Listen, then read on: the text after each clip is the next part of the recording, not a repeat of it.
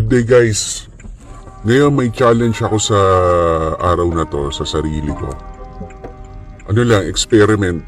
Kasi dati naman nag-start tayo sa Transportify, wala naman yung lalamove eh. So, time check tayo ngayon, 8:08. And ngayong araw na to, puro Transportify lang. Magra-ride tayo ng, siguro ayan, around 9 to 5 lang. Tingnan natin kikita ba kung Transportify lang ang 9 to 5. So, start na natin to guys. Guys, first booking natin 672 Transportify. From Yacal, Makati going to Kaularan lang sa may Doña Gema D, Quezon City. So, pick upin na natin to mga tinapay daw. Guys, time check tayo ngayon, 8:20. Ang daming clean po. Halos sa Singalong. Lahat pala eh, ayan o. Oo, pinagkaklamp lahat dito sa Singalong. So, ikot patuloy tayo. May operation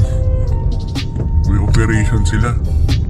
So, ikot tayo sa Leong Ginto. Hindi pwedeng dumaan sa Singalong. Sa Subel Rojas tayo dadaan eh. May operation sila ron. Isang hilera, puro naklamp lahat. Daanan natin Singalong, inubos dyan. Yung clean-up lahat niya sa Singalong ngayon. May operation sila ngayon dito sa area to. Dami nila. MTPB. Nilinis nila tong Maynila. Alright guys, touchdown na tayo dito sa pick-up location. So guys, nandito tayo sa pick-up location.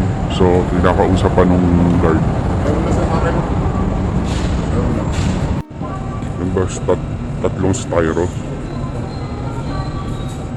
Yung isa nasa backseat.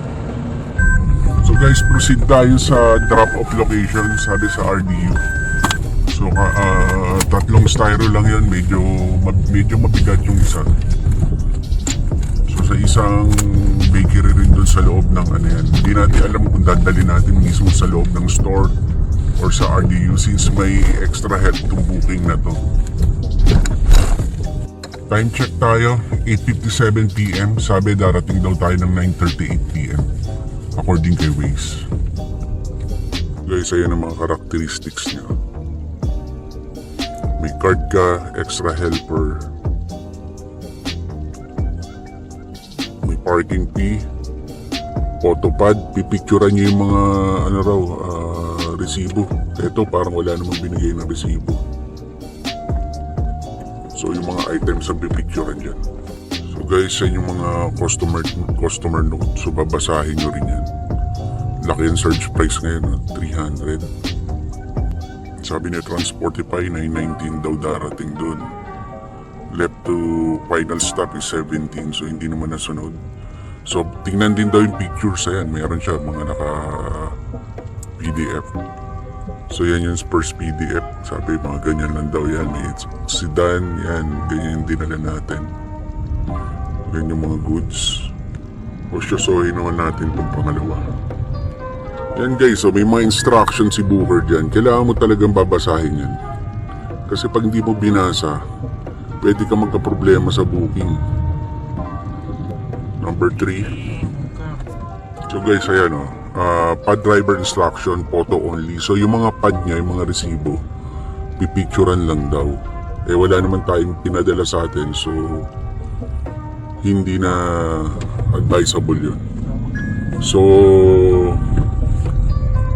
picturean na lang natin malinaw yung mga item doon, or kung may resibo sila na mga documents, pipicturean natin ang isa-isa yung bawat documents na yun ng malinaw. Reminder lang guys, Transportify to, so bawal na bawal ang double booking dito. So proceed dapat kagad tayo sa mga drop-off locations. Tandaan nyo, nakamonitor sa atin si Transportify. So in case na may iba yung route natin, lalo na pag business program, at na-detect ni Transportify yun, pwede tayo magkaroon ng violation dyan or masuspindi tayo. So sundin natin yung rules ni Transportify.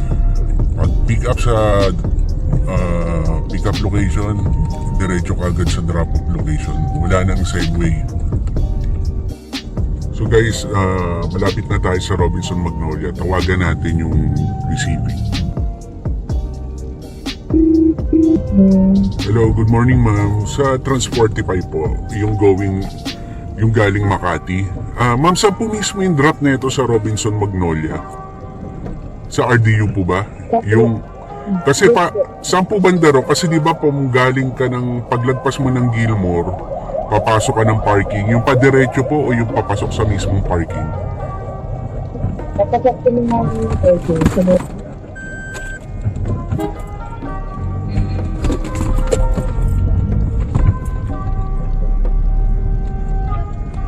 Hello ma'am, hello? Hello? Hello ma'am? Hello, sorry ma'am na naputo. Sa parking po mismo, papasok po tayo sa parking.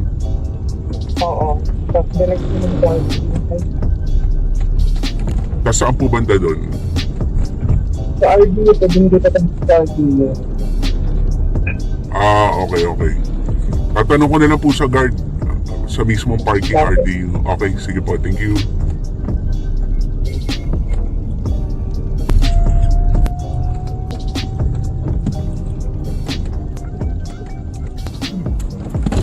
Sir, saan banda yung mga RDU rito? Main mall sir, expansion. Sa Breadtalk Dito po sir, main mall po. dito lang. pababa. Baba kayo sir. Okay, sige, salamat. So guys, nandito na tayo, tawagan natin. Hello po. Hello po ma'am, nandito na po ma'am sa RDU. Yes, papasok ko dito sir. Pwede lang sinabok ko. Okay, sa ano po, anong floor po yan ma'am? Sa ground Floor po. Breadtalk po, tama sa Breadtalk. Hello ma'am. Yes po, sabi lang yung direct po. Okay, sige, thank you. So guys, nasa RDU tayo ng Magnolia. So yan, importante kay Transportify may card.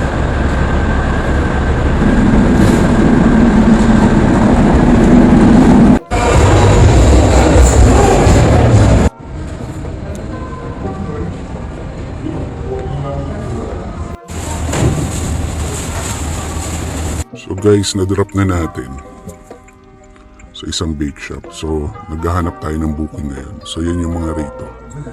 273, 393, 308. Maghanap-hanap tayo ng magandang booking ngayon. So, challenge ko ngayon, walang lalamove, Transportify lang. So, para maganda, ayan si lalamove, di ba? Off na natin yan. Ayan, off na natin yan. Transportify lang tayo ngayon. So, tingin tayo ng magandang booking. So, kailangan tutok ka dyan kasi bihirang-bihira ang booking dito na pasok sa ng mabilisan eh. So, tiyempo tayo ng maganda. Ito may customer stop. Ayan o. Customer stop. Ayoko magsakay ng ganun eh. Kasi pag nahuli ako, so syempre walang insurance yan, nagsasakay ka ng tao, yung worst case scenario, diba? Kaya nga may TNBS para sa insurance, so abang-abang tayo. Guys, pagka business program ang kinukuha nyo, weekly ang payout nyan, sa akin kasi every Tuesday, nire-release niya through Gcash account ko. So tulad niyan, magka-cut off yan ng Sunday 12 PM, and then papasok yan ng Tuesday. Guys, patulang ko kaya to. 900 pesos, 10 kilometers ang layo. Papuntang Kabuyaw. Parang sa cargo dadalhin eh. So, try natin patulan to. 10 kilometers, anong oras ako darating dun? Guys, nagdadalawang isip ako guys. Ito may Imus, 854, mamayang 1 PM. Ayaw ni Esme guys, masyado raw malayo yung Kabuyaw. At malayo rin yung pick up daw. So guys, ganito talaga sa Transportify. Kailangan tutok ka dito. Medyo matagal lumabas din yung mga booking sa ganito eh. So time check 10:26. Sa transport, sa Lalamove, yung ganyan, ganitong oras, dire-diretso na yan. Pasok ang booking. Dito hindi ganun kalakas ang pasok. So kita nyo tong dalawang to, hindi siya business program. Ayan, hindi business program yung yan. Malalaman mo business program, ayan, may BP. May BP logo. Ayan, ang weekly ang payout niyan. O, ng bayad niyan. Sa akin ewan ko lang kung pwedeng i-withdraw ka agad to eh. Payout. Payout. Parang ano nga. Ayun, early payout.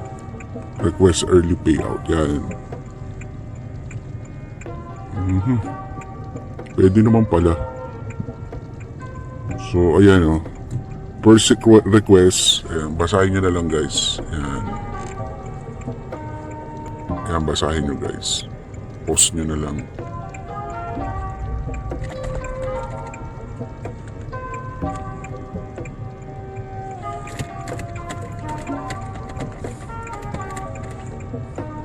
Wala pa talaga guys. Guys, dahil wala pang booking si Transportify, nagdala ako ng mic tsaka to. Karaoke muna tayo. Tonight, do you miss me tonight? Are you sorry we drifted apart? To a bright and summer day when I kiss you and call you sweetheart. Do the jazz in your parlor seem empty and bare?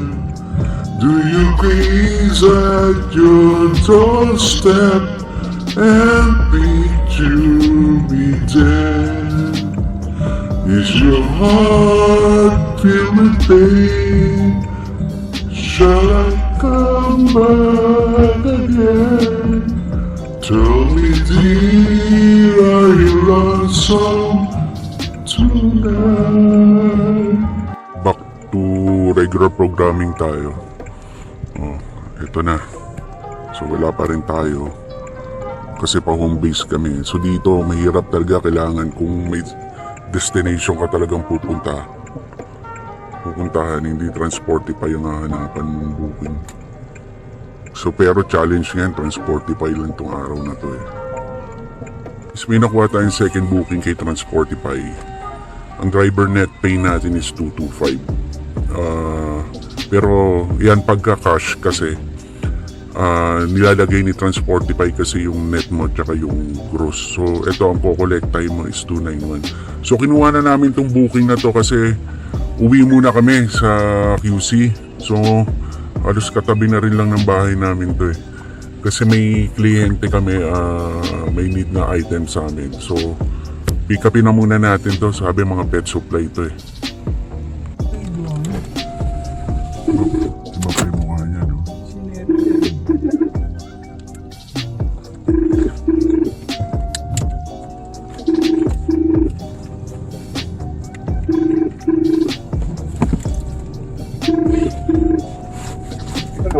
Hello, good morning po. Sa Transportify po, opo, ano po yung isasakay natin?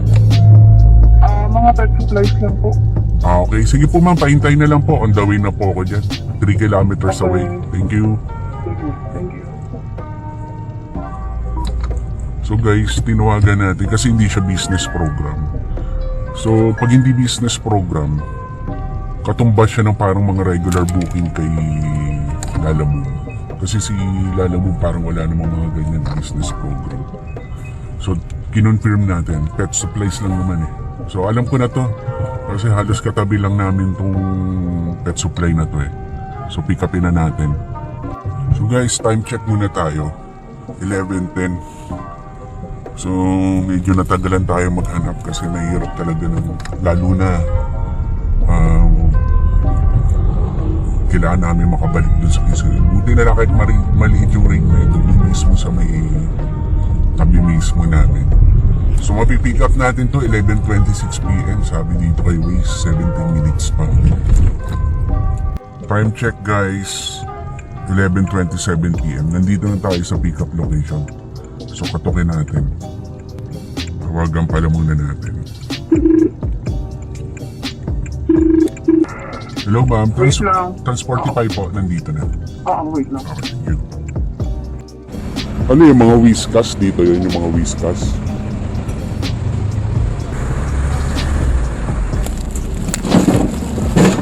Okay guys, na-load na natin. So 33 minutes going to Visayas Avenue. Hatid na natin to. So guys, etong nakuha natin regular booking lang ni Transportify. So pwede tayo mag-collect ng cash dyan sa customer. Kasi hindi naman siya business program. Yun lang, kahit regular lang siya, hindi mo siya pwedeng sabayan. Talagang single booking lang talaga siya kahit ano. So okay rin lang kasi pag ganitong malapitan, double booking versus single booking, malaki yung advantage din yung double booking. Pero pag ganitong single booking, ang advantage din naman yan is yung time. Diba? Nakakasave ka ng time. Eh sa ating mga ganito, Transportify, lalong driver, napaka-importante ng time. So kasi malay mo may magandang booking pala na lalabas, eh naka-double booking ka. Eh samantalang kung single booking lang, matatapos din agad. So yun lang yung insights ko. So hatid na natin to. Guys, touchdown tayo dito sa drop location.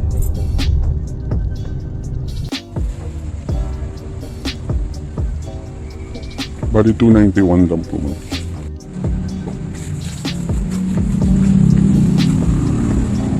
So guys, na-drop na natin. So home base muna tayo. Malapit lang tayo dito eh. So, yun lang remind ko sa inyo guys, pag Transportify, dapat nga obligadong tumulong ang driver. Pero dito ako binaba ko lahat eh. So, home base muna tayo guys. Kakain muna kami. Tapos, ayan, so cut ko na muna dito guys. Alright guys, time check tayo ngayon, 2:18. So may kakaswipe lang tayo ngayon na booking Transportify. As promised, hindi tayo kukuha ng lalamog ngayon, puro Transportify lang. So nakakain na tayo sa bahay, and then naasikaso na yung dapat asikasuhin. So eto, business program to. 2:13 PM business program yung nakuha natin, 359 pesos from Tandang Sora going to Diliman. So yun yung mga characteristics niya yan. So meron siyang special help, magbubuhat ka, kung dadaan ka man ng toll, babayaran, and which is hindi naman. And may parking reimburse, extra wait time kung sakaling dumating ka sa drop off or sa pick up, paghihintayin ka, meron kang 50 pesos for 30 minutes. Yan. Basta re-reimburse lahat kung may parking or pupunta ka sa subdivision na may bayad, reimburse nila. So ang layo natin doon is 3 kilometers lang sa pick-up location. So pick upin na natin. So nandito tayo along Tandang Sora. So bakit ganito dito? Lagi makapalang ulap dito. May mga kahayupang nangyayari na naman sa mga ulap. Ayan, mamaya bubuhos yan dito, ang lakas. Rain capital, babaha na naman dito sa may Visayas Avenue. So kailangang ma-pick up na natin agad ito, makalabas sa Quezon City. Kapal ng ulap. Guys, nandito tayo. Dito sa Tandang Sora may mga malalaking warehouse dito eh. So tanong natin dito, Unit 1 lang nilagay, hindi natin alam yung pangalan ng company, tinatanong ng guard eh. So tanong na lang natin. Kay Miss Crizel, Unit 1. Dito po ba? Ano siya, pati yung unit 1 kasi dalawa po. Meron So guys, try natin tawagan. Kanina kasi hindi natatawagan eh. So guys, lapitan na lang natin yung guard. Hindi sumasagot, hindi makontak. So proceed tayo dun sa kabilang warehouse kasi wala raw ganung pangalan dun eh. So hindi naman indicate yung pangalan eh. Tapos hindi rin naman matawagan. So guys, dito pala siya. Nakausap na natin yung guard. Tinatanong lang kung anong pipick upin natin. So yan na, kinukonfirm na. So guys, time check tayo ngayon. 2:50 PM. So nakaka 30 minutes na tayo from arrival natin kanina. So eto may extra wait time. So dapat to meron na tayong plus 50 pesos dito. Automatic na yun sa system ni Transportify. So puntahan natin yung guard, follow up lang natin. Ano ba yung mga yan, sir? First time mangyari sa akin to, no? Kinancel tong booking na to, business program. Ayaw na raw ng client eh. So, tingnan natin kung magkano yung mapupunta sa atin. Binaba na. So guys, yan canceled. So dito sa Transportify, more than a year na ako nagta-Transportify. First time ko lang na-cancelan talaga ng business program. So 1 hour and 20 minutes tayo naghintay dito. Tingnan natin kung ano yung mga fee nila dito. So binayaran tayong 141 yung cancel credit booking niya. So ayan guys.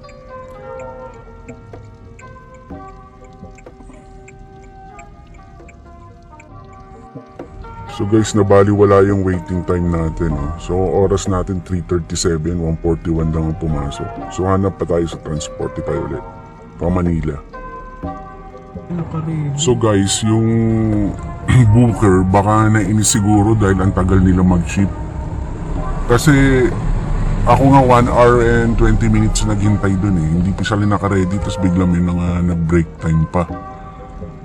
So siguro nabwisit yung nagpapabook, kinancel. Sabi hindi na raw.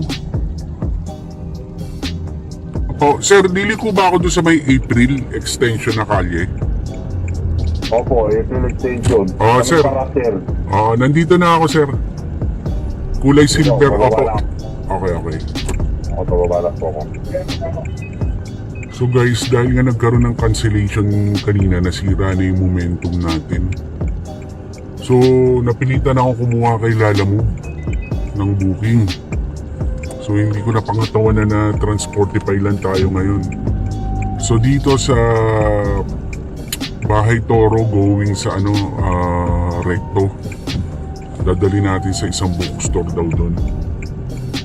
So, 500 pesos, 499. So, sa atin dito malinis 400. Plus yung 141 kanina na cancellation, not bad na rin. Plus ito, pwede pa natin masabayan din ng double booking. So, tingnan muna natin kung ano to. So, sir, Sir ako, sir, sa baba, sir. sa kabad na, boss. Ito yung may dalang karitilya. Mga libro. Libro. Teka, hindi kita nakikita. Nandito ako sa mismong April. Sa harap na itong April extension sa may harap ng Arete Square. Sa April extension. Sa kabanda dito. Dito rin kami, sir eh. Ha? Tumingin ka, sir, sa may diretsyo mo, sir. Tumingin ka sa diretsyo mo, sir. O yan, yung... okay. Okay, nandun ka pala. Okay. Dito kasi kami. Dito kami. Okay. Diyan.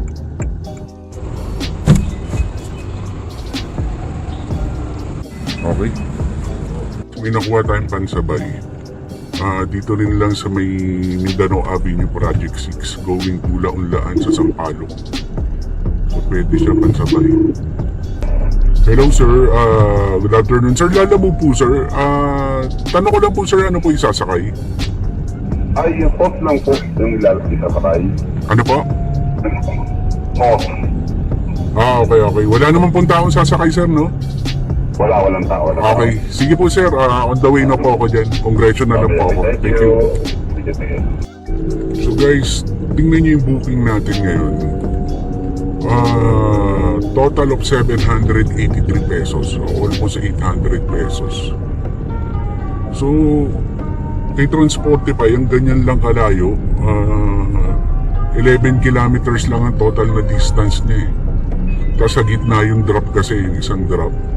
So, pagka ganun, meron ka ng almost 600 plus din.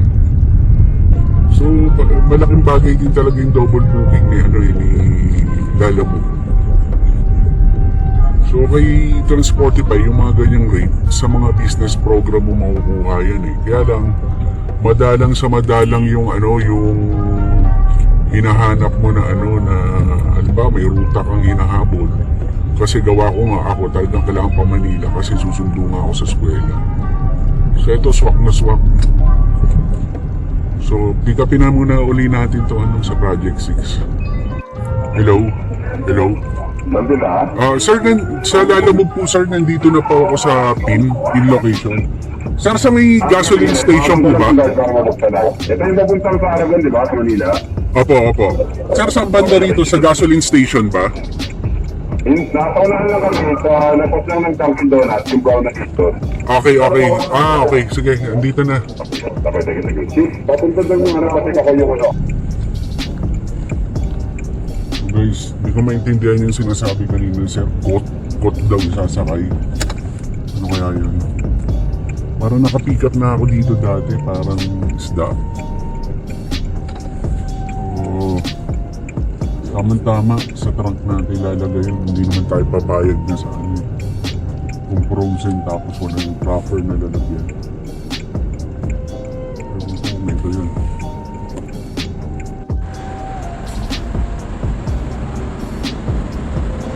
So guys, host pala yung pick up. So malapit siya sa SM San Lazaro.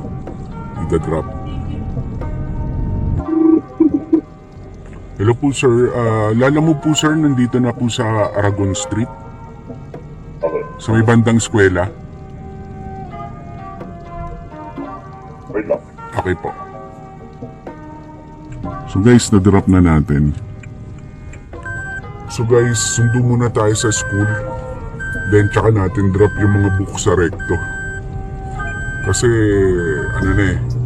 time check na 5:50 na, late na nga kami sa pagsundo. So guys, nandito na tayo sa Carlos Palanca. Naimbudo na naman tayo dito. Traffic talaga sa lugar na to. Sa may Quinta Market. Ayan o. Iatras na truck. Hello po, sa book delivery po ma'am. Ma'am, book delivery. Lalamove po. Ako, nasan ka na po banda? Nandito na po ako sa recto ma'am. 1 minute away na lang po according kay Waze. Ano lang huwag ka pumunta sa may Jollibee, dyan ka lang banda sa lagpas ng National. Sa may, yung katabi natin na kakalian. Sa may Donex ka lang sa Donex, dulo, di ba, National? Opo. May nakikita kang bakanting lote, tapos building na doon niya Cecilia, may nakikita kang Donex, sa dulo kami, Riniel Bookstore. Okay, Donix Reniel Bookstore. Okay. Oo, dyan lang, huwag ka nang lumayo. Okay. Sige po. Sige, palapit yan kasi baka sarado na kami. Opo, andito na po. Nakalagay po sa Waze. 1 minute away na lang eh. Ako ka na pong pumunta sa kasi lalagpas ka na. May pansayin mo lang sa lagpas ng Jollibee. Okay, sige po. May Jollibee, nilagpas ng National. Okay po. Sige po. Papabangan na lang kita. Sige po, thank you. So guys, tinawagan na natin guys kasi medyo alanganin yung itong recto. So parang nakapag-deliver na nga rin ako sa era niya, medyo looban. Puro bookstore doon eh. Yan yung mga bookstore na pag kinumpara mo kay National Bookstore, napakalaki ng diferensya, talagang mura talaga. So mga nakakaalam dyan, yung mga brand new na libro, mura lang dyan. Mas mura kaysa National. So ito lang, traffic lang dito. So may lumapit sa atin dito. Sabi ko, hindi, papagawa sana ng diploma eh. 499.